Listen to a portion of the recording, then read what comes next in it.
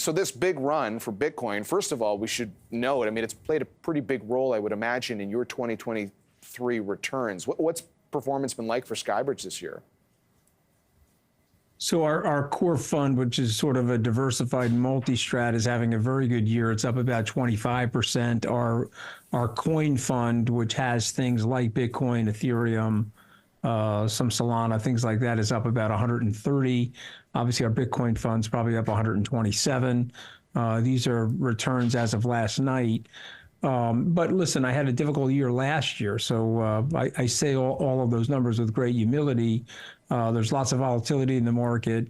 While I do think that the ETF is coming and likely coming the first or possibly second week of January, a lot of strange things have happened in the world of digital assets. So, but I will say this, even if we get rug pulled by someone like Gary Gensler and they somehow punt the, where he's the proverbial Lucy to us in the industry as Charlie Brown, I don't really think it's going to matter. I think the exponential growth of wallets and the exponential adoption of Bitcoin globally is going to push prices higher into 2024. I mean, one of the things I think, and our audience asks us as well, is, well, there's a lot of talk about crypto and a lot of talk about Bitcoin, but what kind of exposure should I have? I mean, you're somebody who's been watching the markets for a very long time before you even considered entering the world of crypto. Can you give our audience just some general context, for example, at how much SkyBridge has committed or invested in something like Bitcoin? Well, the problem is if you put a 5% position on, it goes to, say, up 130%, you're sitting with a 12 to 13% position. And so then the real question is, do you cut your position as a result of the fact that it's growing? And that's reminiscent to what Warren Buffett once said, I wouldn't trade my Michael Jordan for 5 other players and call it diversification. So we like it. If it becomes more concentrated in our portfolios as a result of appreciation, we're okay with it. But our starting point was 5%. As it relates to an individual investor, when I speak publicly about this, or I was recently in Naples, Florida, speaking yesterday, I say 1 to 3%. If you're going to be aggressive, possibly 5, but 1 to 3% is enough exposure where if we're right, it will impact your portfolio positively. It will offer some lack of correlation to some of the other assets. If you look at monthly returns this year in Bitcoin, even when the S&P was not doing well, Bitcoin did well. And it does have, over time, I think, a decoupling effect to the stock and bond market. So again, I'm making the case that this is a store of value asset. This is effectively digital gold. It has a $700 or $800 billion market cap today. And if it were going to get that moniker of digital gold, it should trade to where gold is trading.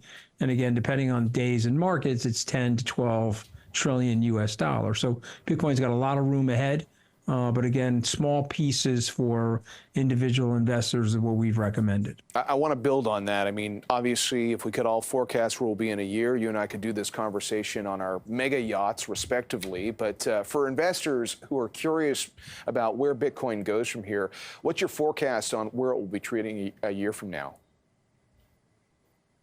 Well, I mean, the one thing I've been incessantly right about is being wrong. Okay, so I said 2 years ago, I thought Bitcoin could trade to $100,000 a coin. I do think it's going to reach that, but I was obviously 2 years late. I think the more important thing for people is this is a buy and hold strategy. I begged investors last year. We were down last year as a result of our Bitcoin position. I wasn't a genius in 2021. I wasn't as dumb as we looked in 2022. And I would just recommend to people that they hold it. But, my friends like Tim Draper or Kathy Wood, who studied this very closely, see a $250,000 to a $500,000 coin. And I just point out, if I'm right, or if we are right collectively that this is digital gold, that's still below, in terms of market cap perspective, of where gold's trading. So that would make Bitcoin a $3.5 to $4 trillion asset when gold is a $10 trillion asset. So I don't see why it can't get there. But it will come with some volatility, and it will require people to be patient. we're having a banner year this year, arguably the best year that we've had in the history of SkyBridge. But that was after a really bad year. So I just cautioning people to be patient. It's an early asset, it's early in the adoption cycle, but things are moving exponentially, and I would recommend people to stay the course. Anthony, as much as there is a growing belief that institutions are increasingly backing digital currencies, I'm sure you saw JP Morgan CEO Jamie Dimon's latest comments in D.C. this week. And Dimon, look, he's previously used words like fraud and Ponzi scheme to describe digital currencies, but he told lawmakers... Pet rock. Well, indeed, and he told lawmakers he'd shut down the crypto market if he was in government. Right. What did you make of those comments? Well, I mean, he's one of the smartest people in the industry, so he obviously knows he couldn't shut it down. It's a fully decentralized network, and he also knows that a lot of the activity that's happening in the digital asset space, specifically Bitcoin, is happening around the world and not just here in the United States. Moreover, the Chinese Communist Party, that's an authoritative structure in China, banned Bitcoin and banned Bitcoin mining. While 10% of the mining is still happening in China, and at least 15% of the transactions. So Jamie knows this, but I also understand where he's coming from. He's in the largest traditional financial services company. It's arguably been the most successful, and it's heavily regulated by the people that he's speaking to, particularly Elizabeth Warren, who's effectively the president for financial services. Seems like the Biden administration has ceded power to her, and it's very clear that she hates Bitcoin. And I would caution her on that, because I think it's part of the future, and it worries me that somebody like Professor Warren or Senator Warren is not doing the homework on something like this. She's supposedly for the unbanked, and Bitcoin is a mechanism to help the unbanked. And she's supposedly progressive. There isn't anything in the financial services environment more progressive than Bitcoin. So I would encourage her to do her homework. And I'm confident that Jamie, when the regulatory environment gets a little bit more sanguine, will change his tune. But I understand his position and where he's coming from. He wants those regulators off his back. But the follow-up question should have been, well, Mr. Dimon, I appreciate that sentiment, but how much money are you guys spending on researching Bitcoin? Because you're putting out these very bullish comments from your research department at JP Morgan. So how much money are you spending there? And I understand that you created your own coin, the JP Morgan coin.